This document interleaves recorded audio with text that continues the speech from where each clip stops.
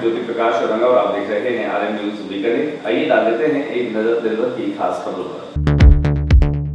जिला कलेक्टर भगवती प्रसाद कलाल ने one way व्यवस्था का आज किया निरीक्षण। सख्ती से लागू होगी वन वे व्यवस्था और यातायात व्यवस्था। नो पार्किंग जोन व्यवस्था अवहेलना करने पर करेंगे कार्रवाई। बीकानेर में बार एसोसिएशन के अध्यक्ष का चुनाव, 2 दावेदार आमने सामने।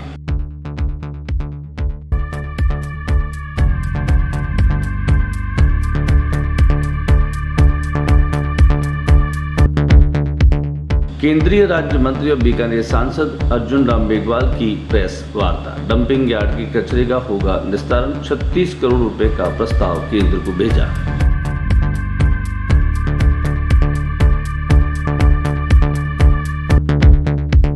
पांच सूत्री मांगों को लेकर अकाउंटेंट एसोसिएशन ने कलेक्ट्रेट पर दिया धरना।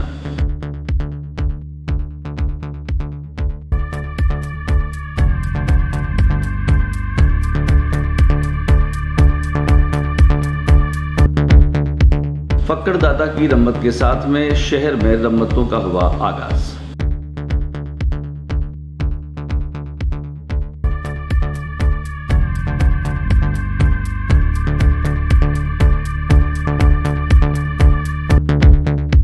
आखिर क्यों लग रही है तंग व संकरे बाजारों में आग? फिर लगी गणपति प्लाजा में आग।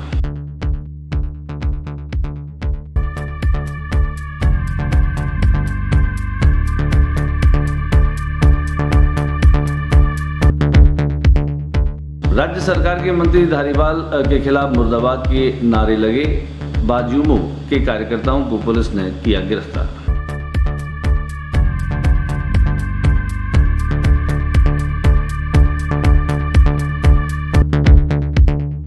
जयपुर लिटरेचर फेस्टिवल का दूसरा दिन। फेस्टिवल अभिनेता मनोज वाजपेयी ने कहा, OTT प्लेटफॉर्म को लेकर ये अच्छी और बुरी दोनों बातें परोसी जा रही है।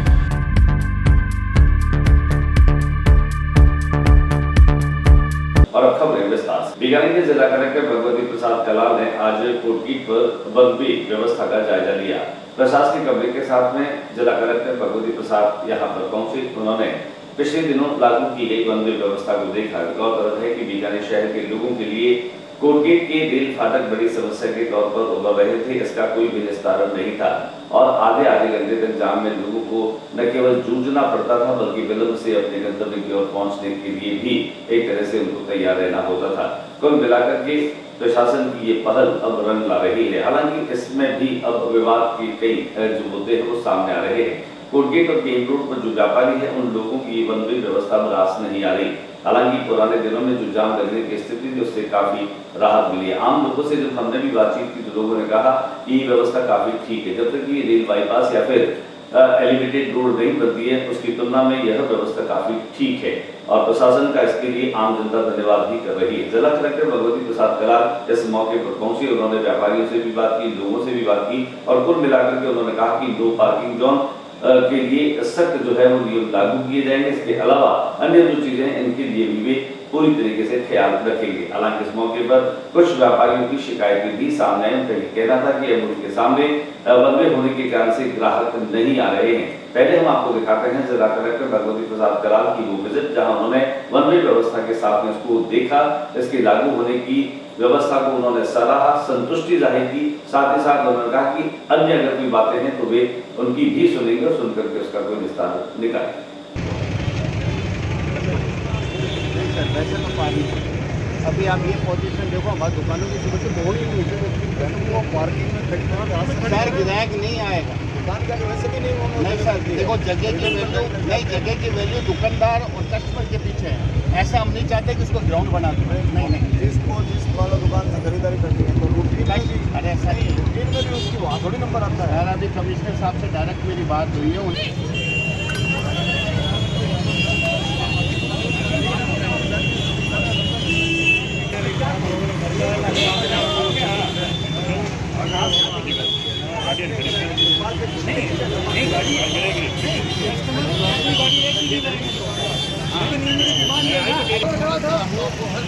इसमें यह है कि सभी पक्षों को सुनकर निर्णय वैसा लिए जाए जो सबको सहमत हो और इस वन वे होने से यहाँ की पब्लिक को काफ़ी राहत मिली है। ये सभी लोग स्वीकार करते हैं कि अब समय जो है जाम कम लगता है और कम समय में वो क्रॉसिंग पार कर लेते हैं। यहाँ पर जो पार्किंग हो रही है रोड पर, रोड ट्रैफिक मूवमेंट के लिए है, पार्किंग के लिए नहीं। और काफ़ी दुकानदार अपने क्षेत्राधिकार से बाहर आकर सामान रख के एक तरह से अतिक्रमण किया हुआ है, उसकी वजह से काफ़ी आगे इस पर घेरा हुआ है और उसके बाद पार्किंग करेंगे, जिसकी वजह से जाम लगने की संभावना रहती है। तो पार्किंग व्यवस्था जो है वो यातायात पुलिस के द्वारा निर्धारित जगह पर सुविधा उपलब्ध कराई जा रही है। स्पेस ईयरमार्क हो गया है, वहाँ पे पार्किंग करें। जहाँ पर भी सुनियोजित विकास होगा वहाँ ज़रूरी है, हर जगह पार्किंग का स्पॉट इसलिए बना होता है, पार्किंग पर अपनी गाड़ी पार करके फिर आराम से दूसरे काम करें, ताकि मूवमेंट आसानी से रहे। आने जाने वाले राहगीर हैं जो यहाँ के नागरिक हैं सिटी के, उनको पूरी तरह से यातायात सुविधा अच्छी गुणवत्ता वाली मिल पाए, हमारा उद्देश्य भी यही है। यहाँ पर हमने कई रोड व्यापार एसोसिएशन के जो पदाधिकारी उन लोगों से भी बातचीत की। उनकी ये शिकायत है कि वन वे हो जाने के कारण से अब जो है वो ग्राहक उनके पास नहीं आ पा रहे। जैसे आपने जो आश्वासन दिया वो व्यापारियों का मंजूर नहीं है। हर व्यापारी सुबह से इस पोजीशन पर आ रही है कि सुबह से उनके काम धंधा नहीं है, बोनी बट्टा नहीं हो रहे हैं। और इस तरीके का यदि गवर्नमेंट का यदि कोई नियम है तो व्यापारियों को कतई मंजूर नहीं है। आगे क्या करेंगे? आगे नहीं होगा तो हमारे डिविजनल से साहब से बात हुई है, कस्टमर आने तक की हमें उस चीज़ के लिए ये परमिशन मिल जाएगी जब तो हम स्वीकार कर लेंगे, नहीं तो हम कोई भी दूसरा रास्ता अपनाएंगे, चाहे बाजार बंद करना हो, चाहे भूख हड़ताल में बैठना हो, चाहे रास्ता रोकना हो, उसके लिए हम व्यापारी तत्पर तैयार हैं। बाकी इस तरीके का काम और इस तरीके का नुकसान होने के लिए व्यापारी कभी तैयार, जबकि व्यापारी ने हर जगह प्रशासन को साथ दिया, देगा और देता रहेगा। कलेक्टर साहब ने क्या आश्वासन दिया? कलेक्टर साहब ने ये कहा कि अभी मैं डिविजनल कमिश्नर साहब से बात कर लूँगा। डिविजनल कमिश्नर साहब से मेरी डायरेक्ट भी बात हुई है, उन्होंने व्यापारियों के लिए भी कुछ आश्वासन दिए हैं और उनके आने तक की हम वेट करेंगे कि भाई इस तरीके का काम हो जाए। बाकी जो पोजीशन ये यदि कोई बीकानेर को बॉम्बे बनाना चाहता है तो बॉम्बे नहीं बनेगा इस चीज़ के लिए कि ये बॉम्बे बन जाए, क्योंकि यहाँ कस्टमर की टेंडेंसी शुरू से यही रही है कि वो दुकान के आगे ही गाड़ी लेके आता है और वो लेके आएगा, नहीं तो सुबह से हमारे यहाँ तो न तो कोई हलचल है न कोई बात है। और यदि गिराहक आएंगे तो जगह की वैल्यू, यदि जगह बाजार एकदम गिरावर बंद सा नज़र आ रहा है, यदि कस्टमर और भीड़ बढ़ाकर नहीं होगा तो उस लैंड की कोई वैल्यू नहीं है।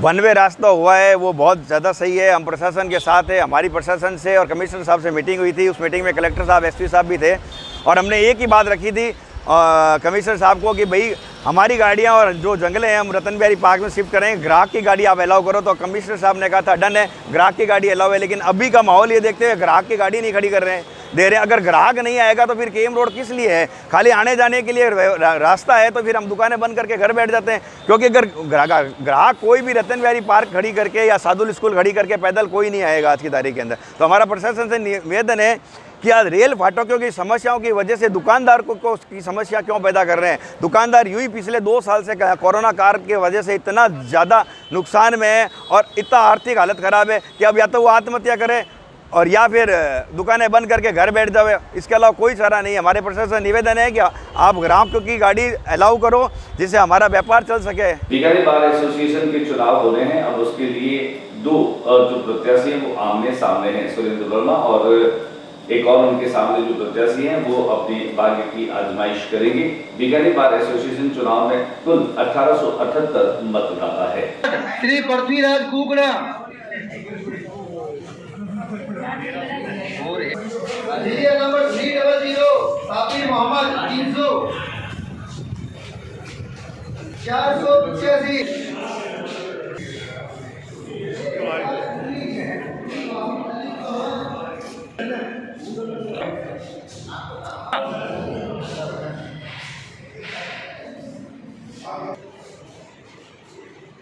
एसोसिएशन बीकानेर के अध्यक्ष पद के चुनाव आज करने निर्धारित थे। उसमें सुबह 10 बजे वोटिंग स्टार्ट हो गई। उसमें वोटिंग 10 बजे स्थापित हो गई और अभी तक 1 घंटे में करीब 350 वोट पड़ चुके हैं और मोस्टली 80% से ऊपर वोट पड़ते हैं। कुल 1781 वोट है। अपेक्षा है कि करीब 1871 वोट हैं, इसमें करीब 1700 वोट पड़ने के चांसेस हैं और बहुत शांतिपूर्ण वोटिंग चल रही है। 2 कैंडिडेट हैं, सुरेंद्र। केंद्रीय मंत्री अर्जुन राम मेघवाल बीकानेर में पहुंचे। बीकानेर पहुंचने के साथ ही कार्यकर्ताओं ने उनका जोरदार तरीके से स्वागत किया। यूपी में शानदार सफलता के साथ ही जहां केंद्रीय राज्य मंत्री का लोगों ने गुलाल से और कुमकुम से तिलक लगा करके स्वागत किया, वहीं कार्यकर्ताओं ने भी तिलक लगा करके और इससे खुशी का इजहार किया।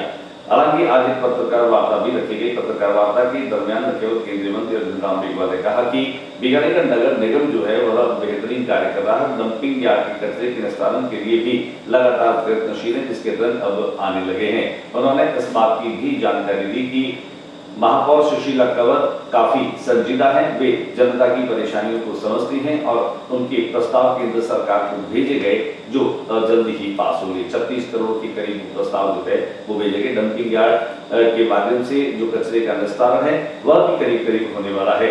हालांकि इन दिनों शिववैली में 7,19,360 क्यूबिक कचरा पड़ा है, जिसके निस्तारण की व्यवस्था होनी है। कुल मिलाकर के नगर निगम की ये प्रयास बहुत जल्दी जो है वो रंग लाएंगे। हालांकि यूपी और अन्य राज्यों में भाजपा की जीत पर उन्होंने कहा कि डबल इंजन की सरकारों को लोगों ने तवज्जो दी है और विकास की बात पर लोगों ने मुहर लगाई है। आइए हम आपको दिखाते हैं अर्जुन राम मेघवाल के इस पत्रकार वार्ता की कुछ संपादित। देखिए, वर्तमान समय में परफॉर्मेंस पॉलिटिक्स के तहत मतदाता अपना फैसला सुनाते हैं। तो इन 5 राज्यों के जो चुनाव हुए उसमें आपको परफॉर्मेंस पॉलिटिक्स, जिसमें मोदी जी का ऐसा चेहरा है कि वो परफॉर्मेंस में ही बिलीव करते हैं। डेवलपमेंट और गुड गवर्नेंस नीतियां बनाते हैं, तेजी से वो नीतियां नीचे उतरे। इसके लिए डबल इंजन सरकार का नारा जो यूपी में चला वो कारगर साबित हुआ और यूपी में डबल इंजन की सरकार बन गई। और तो गई तो कांग्रेस की सरकार है। हमारे उस समय 3 सीटें थी, अब हमारे पास 2 सीटें हैं। लेकिन प्रधानमंत्री जी ने कहा कि हम पंजाब में पूरे 5 साल देश सेवा का हमारा भारतीय जनता पार्टी का कार्यकर्ता काम करेगा और जो परफॉर्मेंस पॉलिटिक्स है उसको हम अगले चुनाव में वहाँ भी हम लागू करने का प्रयास करेंगे। करोड़ रुपये मैं सैंक्शन लेटर ही लेकर आया हूँ। एक बहुत बड़ा काम बीकानेर नगर निगम और बीकानेर शहर के लिए हुआ है। डंपिंग यार्ड की समस्या लंबे समय से एक पहाड़ जैसा लगता था कचरे का, वो ठीक हो जाएगा। उसके बाद जो जगह निकलेगी उसमें डेवलपमेंट होगा, बीकानेर साफ़ सुथरा हो जाएगा। जो स्वच्छता अभियान में जो हमारी रैंकिंग है उसमें सुधार होगा। वाकई ये माइलस्टोन है। और क्या कुछ बड़ी योजना है बीकानेर के लिए? एक हम नीलेट का सेंटर लेके आए हैं जो करीब 7 करोड़ 5 लाख रुपए का है। इसमें जो टेक्निकल एजुकेशन लेने वाले बच्चे हैं उनको इसका बहुत लाभ मिलेगा। से आए हैं, पहले गुजरात में भी उन्होंने डेवलपमेंट गुजरात का किया। 2014 में जब भारत सरकार में प्रधानमंत्री के नाते आए और देश की जनता ने उनको चुना, लगातार बोलते हैं वो कि डेवलपमेंट और गुड गवर्नेंस से ही देश का विकास होगा। यही उनका ब्रांड है। डेवलपमेंट और गुड गवर्नेंस के आधार पर निश्चित रूप से हम कह रहे हैं कि कांग्रेस ने कोई विशेष काम नहीं किया। अपनी 5 सूत्री मांगों को लेकर के लेखाकर्मी हड़ताल कर रहे हैं, धरना कर रहे हैं। कलेक्ट्रेट पर भी आज उन्होंने सरकार को सद्बुद्धि देने के लिए कई यज्ञ भी किया। इस मौके पर उन्होंने कहा कि उनकी ये 5 सूत्री मांग जो है वो काफी समय से लंबित है। मुख्यमंत्री अशोक गहलोत के नाम एक ज्ञापन भी दिया गया, सद्बुद्धि यज्ञ भी किया गया। देखा था हम आपको लेखाकर्मियों के इस हड़ताल हम कहें कि उन्होंने सामूहिक अवकाश लिया। पूरे राज्य में आज लेखाकर्मियों ने सामूहिक अवकाश लेकर तो अभी प्रदर्शन किया। ओम नमो भगवते वासुदेवाय स्वाहा। ओम नमो भगवते वासुदेवाय स्वाहा। ओम नमो भगवते वासुदेवाय स्वाहा। हमने यहाँ पर लेखाकर्मी से की बातचीत। हमने 21 फरवरी 2022 को यशस्वी मुख्यमंत्री श्री अशोक जी गहलोत के नाम सभी जिला कलेक्टर्स महोदय के मार्फत हमारी 5 सूत्री मांगों का ज्ञापन सौंपा। उसके बाद में आज हमारा ये 1 दिवसीय धरने का कार्यक्रम पूरे स्टेट में चल रहा है। 5 सूत्री मांगों के बारे में आपको बताऊं, कोई वित्तीय भार वाली ज़्यादा मांगे नहीं है हमारी। उसको भी स्वीकार नहीं किया जा रहा। होलास्तर के साथ ही बीकानेर परकोटा होली के रंगों से गुलजार होना शुरू हो जाता है। एक अलग तरह की रंगत और आवाज शहर के परकोटे में दिखाई देती है। रात में खासतौर से दूधिया रोशनी में चमकते ये सड़कें और रंग बिरंगे जो लोग हैं वे अपनी अपनी तरीके से इसका इजहार करते हैं। खाने पीने के शौकीन लोगों का शहर ये बीकानेर परकोटे में इसकी पूरी रंगत परवान पर दिखाई देती है। होलास्तर के साथ ही जहाँ तम्ब पूजन होता है, तम्ब पूजन के पश्चात होता है रम्मतों का दौर शुरू।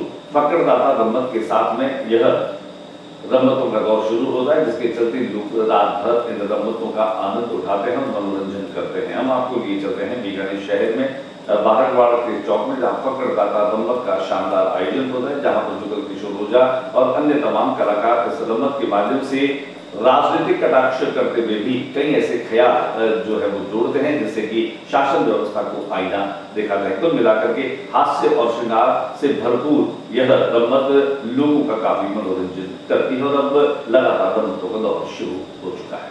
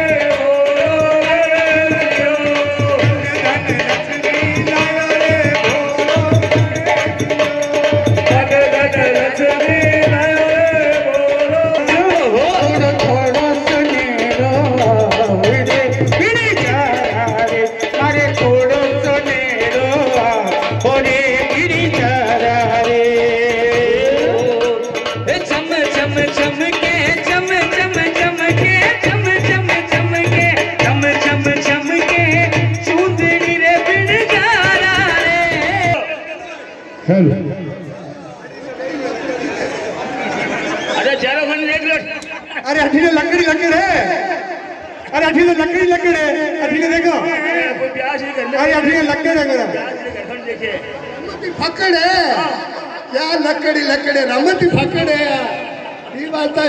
अरे लकड़ी देखन तो दो कई कम आवे तो अरे सुशी भटकी वेली मुझे ठीक रही है। हां देखो देखो देखो देखो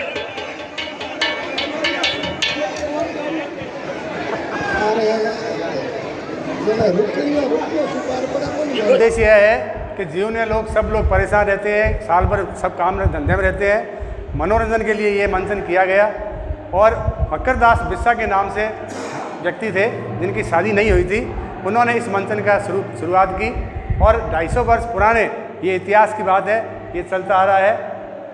और इसका उद्देश्य ये है कि सब लोग हंसी खुशी से रहें और जो भी गिला शिकवा हो साल भर में जो किसी साथ में हो जाता है तो हंस खुल करके वापस प्रेम के रूप में मनाएं।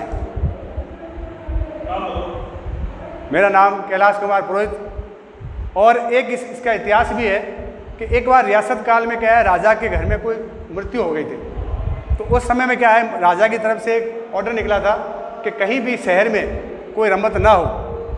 उसके बावजूद भी हमारे पूर्वजों ने इस रम्मत का मंचन किया, उसका मतलब ऑर्डर होने के बावजूद भी उन्होंने इस मंचन का शुरुआत रखी। ये एक इसका इतिहास है, बाकी रमतें सब बंद रही लेकिन ये रमत एक है ऐसी। वहीं बीकानेर की मरुनायक चौक स्थित मरुनायक मंदिर में भी फागोत्सव और धूल जो है और उसकी थाप पर न केवल श्रद्धालु झूम रहे हैं बल्कि दर्शन करने के लिए आते हैं। और अब इन दिनों में जो मंदिर है वहाँ पर लगातार फागोत्सव की धूम मची हुई है। कलाकार राग धमाल गाते हैं, चंद की थाप के साथ लोग झूमते हैं और कुल मिलाकर के आनंद लेते हैं। ईश्वर के सामने भी फाग राग गा करके और ये तमाम श्रद्धालु भक्त जो है वह इन 8 दिनों में पूरी होली की मस्ती में डूबते हुए से नजर आते हैं।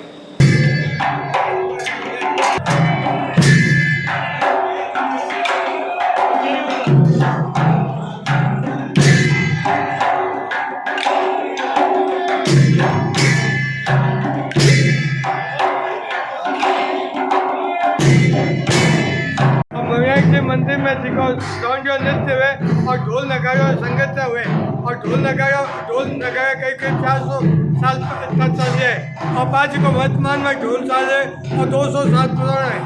कई मैंने जुगल किशोर जी बेनी प्रसाद जी बनाई है आप आगे बदी गैस ने भेज करियो तो और इनमें 3 साल ढोल बाजी से जो खेली जैसी की टाइम में एक ने ठेको कहे, एक ने तलत कहे और एक ने चिताओ कहे।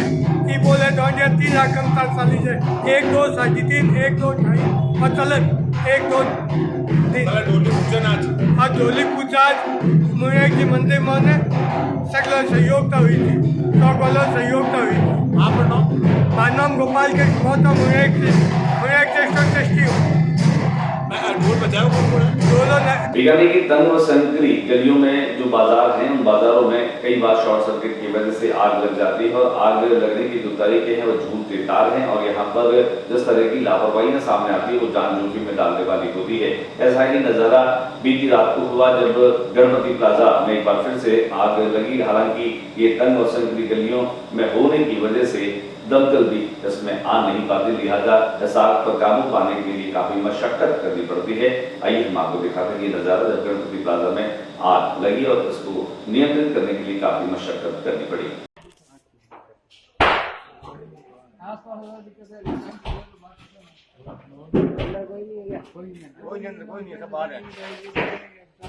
नहीं कहाँ से बजे यार मान लो है।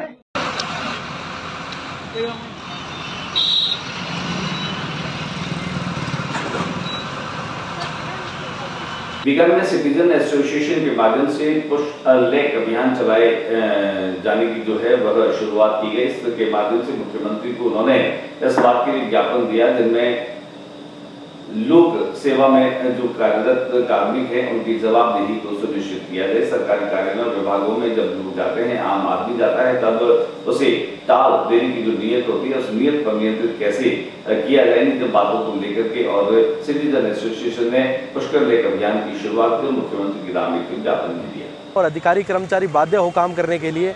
और इसमें जो ड्राफ्ट दिया गया है, अगर अधिकारी कर्मचारी उस पर कार्य नहीं करते तो 1 महीने का उनको समय है, उस पर कोई ना कोई उनको नोटिंग करनी होगी। फिर उसके बाद यह शिकायत दूसरे स्तर पर जाएगी जिसे प्रथम अपीली अधिकारी कहा गया है।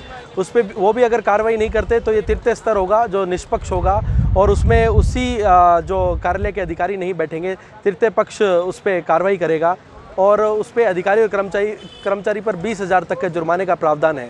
राज्य विधानसभा के बाहर धारीवाल के खिलाफ जो है वो नारेबाजी की गई। नारेबाजी करने वाले तमाम लोगों को पुलिस ने कार्रवाई करते हुए गिरफ्तार कर दिया। मतलब है कि धारीवाल द्वारा दिए गए विधानसभा में बयान का ये जो लोग हैं वो विरोध कर रहे हैं।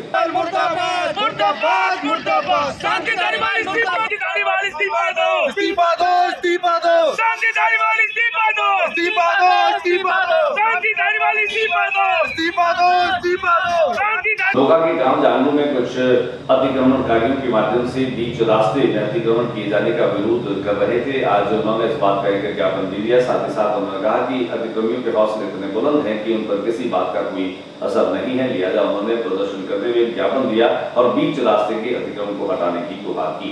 नोका विधानसभा क्षेत्र में जांगड़ू गाँव में मेघवाड़ों के मोहल्ले में जाने के लिए एक आबादी भूमि में आम रास्ता है। उस रास्ते पे असामाजिक तत्वों ने उस रास्ते पर अतिक्रमण कर रखा है और अतिक्रमण करने पर उतरू हो चुके हैं।